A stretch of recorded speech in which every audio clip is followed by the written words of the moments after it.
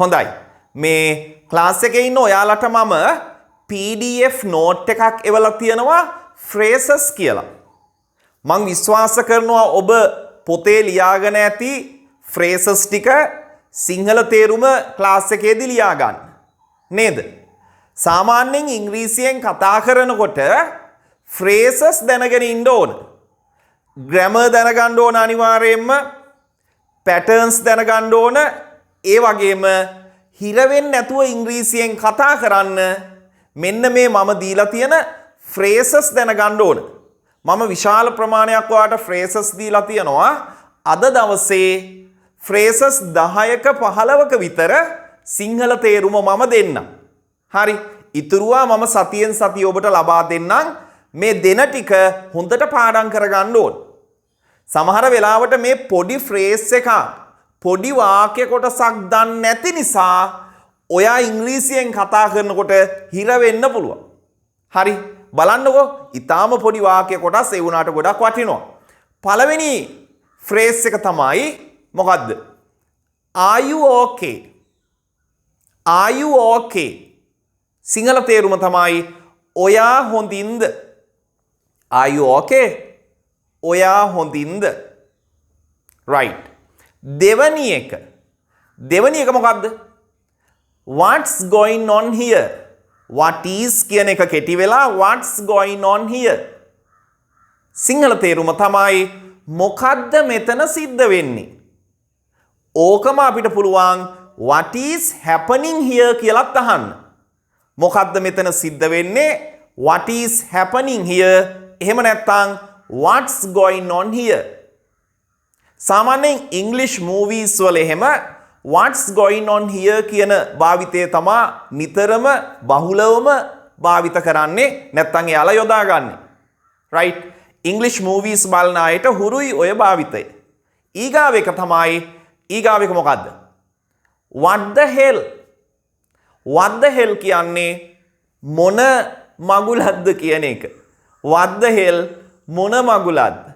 දැන් ඉතින් ඔබ මේවත් භාෂාවක් ඉගෙන ගන්නකොට මේවත් දැනගන්න ඕන. නේද?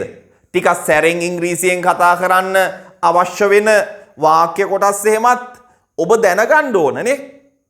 what the hell මොන මගුලක්ද? right. ඊගාව එක there is nothing to do. ඒක නේද ඊගාව එක? හොඳට බලන්න. there is nothing to do. Sinhala තේරුම තමයි කරන්න දෙයක් නැහැ. ගොඩක් වෙලාවට මේ there is කියන එක නැතුව nothing to do කියලාත් භාවිත කරනවා. කිසිම ගැටලුවක් නැහැ. ඒත් නිවැරදි. nothing to do කරන්න දෙයක් නැහැ. එහෙම නැත්නම් there is nothing to do කරන්න දෙයක් නැහැ. අපි ඔය කිව්වේ හතරවෙනි එකනේ. පස්වෙනි එක ලියා ගන්න නෙමෙයි සිංහල තේරුම ලියා ගන්න. what's wrong with you? what is කියන එක තමයි එතන කෙටි වෙලා තියෙන්නේ. what's wrong with you? ඔයාට මොකද වෙලා තියෙන්නේ? යාළුවෙක් අප්සෙට් එකේ මුල්ලකට වෙලා ඉන්නකොට අවුලෙන් වගේ අපි අහනවනේ ගිහින්. කාංචනා ඔයාට මොකද වෙලා තියෙන්නේ? Kanchana what's wrong with you? what's wrong with you? ඔයාට මොකද වෙලා තියෙන්නේ? සිංහල තේරුම ලියා ගන්නවා වගේම ඔබ හොඳට පාඩම් කරගන්න. හොඳට මතක තියාගන්න. අවශ්‍ය වෙලාවෙදී භාවිත කරන්න. ඊගාව එක තමයි don't raise my anger. don't raise my anger. my anger කියන්නේ මගේ කේන්තිය. සාමාන්‍යයෙන් සිංහල තේරුම මේකේ මගේ අකා අවුස්සන්න එපා. හරි. මගේ කේන්තිය අවුස්සන්න එපා. සාමාන්‍යයෙන් සිංහලෙන් අපි කියන්නේ මගේ අකා අවුස්සන්න එපා කියලා. ඉංග්‍රීසියෙන් කියන්නේ කොහොමද? don't raise my anger. don't raise my anger. මගේ අකා අවුස්සන්න එපා. දැන් මේවත් ඕන වෙනවනේ නේද? භාෂාවක් හසුරවනකොට මේවත් ඕන වෙනවා. ඒ නිසායි මේ කියලා දෙන්නේ. දැන් මම ඔබට ගොඩාක් ලබා දෙනවා. අද දවසේ මම දෙන්නේ 10ක් 15ක් විතර. විශාල ප්‍රමාණයක් ඔබට මේ පාඨමාලාව තුල phrases ලබා දෙන්න තියෙනවා. ක්‍රියාපද verbs දෙනවා, important words දෙනවා, patterns දෙනවා නේද? ඉතින් මේ ඔබ දැනගන්න ඕන. ඊගාව එක තමයි මොකද්ද? you are too much. you are too much. ඔයා ඕනවට වැඩි. You are too much කියන්නේ ඔයා ඕනවට වැඩි. අපිට ඇහිලා තියෙනවනේ අම්මලා තාත්තලා කියනවනේ චූටි පුතා you are too much. චූටි පුතා ඔයා ඕනවට වැඩි නේ? අන්න ඒ විදිහට අදහස් කියනකොට අපි ගන්න you are too much. මතක තියාගන්න. සිංහලෙන් ලියා ගන්න ලස්සන. ඊගාව එක තමයි why do you say so? ඇයි ඔයා එහෙම කියන්නේ? Why do you say so? ඇයි ඔයා එහෙම කියන්නේ? Why do you say so? Sinhala තේරුම ලියා ගන්න. ඇයි ඔයා එහෙම කියන්නේ? ඊගාව එක තමයි what nonsense. What nonsense. මලවිකාර. අර අපි කියන්නේ අපිට ඇහිලා තියෙනවන්නේ මලවිකාර what nonsense right? මතක තියාගන්න මලවිකාර කියලා ඉංග්‍රීසියෙන් කියන්නේ what nonsense කියලා. right. ඊගාව එක තමයි in vain. in vain කියන්නේ අපරාධේ. අපි කියනවනේ අපරාධේ ඔයාගේ සල්ලි. in vain your money. අපරාධේ මගේ කාලය. in vain my time. in vain කියන්නේ අපරාධේ. මතක තියාගන්න පොඩි phrases නමුත් ඉතින් කතා කරනකොට ඉංග්‍රීසියෙන් මේවා ඔබට අවශ්‍ය වෙනවා. right. ඊගාව එක තමයි what's the use of this? What's the use of this? මේකේ ඇති ප්‍රයෝජනේ මොකද්ද? මේකේ ඇති ප්‍රයෝජනේ මොකද්ද? What's the use of this? දැන් යාළුවෙක් අපි හිතමු යාළුවෙක් කැමරාවක් එල්ලගෙන ඉන්නවා. හැබැයි ෆොටෝ ගන්න බෑ ඒකේ. එල්ලගෙන ඉන්නවා. නේ? එතකොට ඔයා කියනවනේ මේකේ ඇති ප්‍රයෝජනේ මොකද්ද? මේ කැමරාවෙන් ඇති ප්‍රයෝජනේ මොකද්ද? ෆොටෝ ගන්න බෑනේ. අපි කියනවනේ එතකොටනේ what's the use of this camera? What's the use of this camera? මේ කැමරාවෙන් ඇති ප්‍රයෝජනේ මොකද්ද? නේ?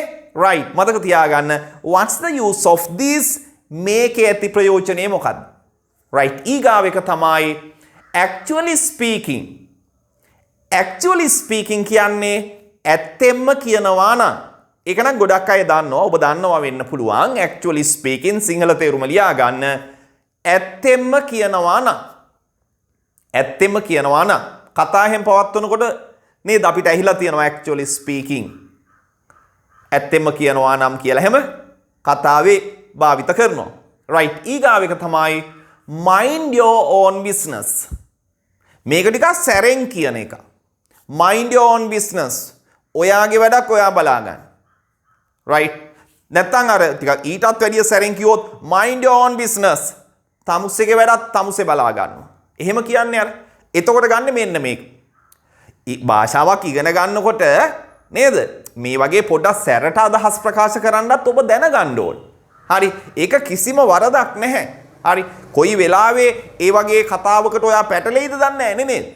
නැත්තම් මොකද සුද්දෙක් බැන්නත් මේවා දන්නේ නැත්තම් සුද්දෙක් බැන්නත් thank you කියයි. නේ?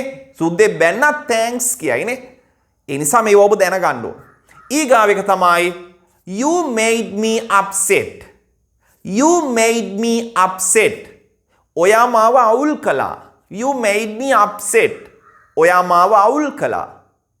right. සිංහල තේරුම තමයි ඔයා මාව අවුල් කළා. You made me upset. right. අන්තිම එක I don't think so. I don't think so. ඒක නේද අන්තිම එක. ඔව්. සිංහල තේරුම තමයි මම එහෙම හිතන්නේ. I don't think so. මම එහෙම හිතන්නේ නැහැ. I don't think so. right. තව එකක් දෙන්නම් මම. දැන් මං හිතන්නේ මම 14ක් හරි 15ක් හරි දීලා ඇති. තව එකක් දෙන්නම් අද දවසට. ඊගාව සතිය ඉතුරු ටික දෙනවා. හොඳේ. ඊගාව එක it doesn't matter. It doesn't matter කියන්නේ ඒකනේ ඊගාව එක. ඒකට කමක් නැහැ. It doesn't matter. ඒකට කමක් නැහැ. doesn't matter කමක් නැහැ. It doesn't matter. ඒකට කමක් නැහැ. කමක් නැහැ කියනකොට never mind ගන්නත් පුළුවන්. never mind භාවිත කරන්නත් පුළුවන් කමක් නැහැ කියනකොට. right. It doesn't matter. හරි. එහෙනම් අපි ඊගාව දවසේ ලියාගමු. මේ ටික ඔබ එකතු කරගන්න. එකතු කරලා සිංහල තේරුම් ලස්සනට ලියාගෙන උදේට හවසට පොඩ්ඩක් බලන්න, ශබ්ද නගා කියවන්න, ඒ වගේම ප්‍රායෝගිකව භාවිත කරන්න මතක තියාගන්න.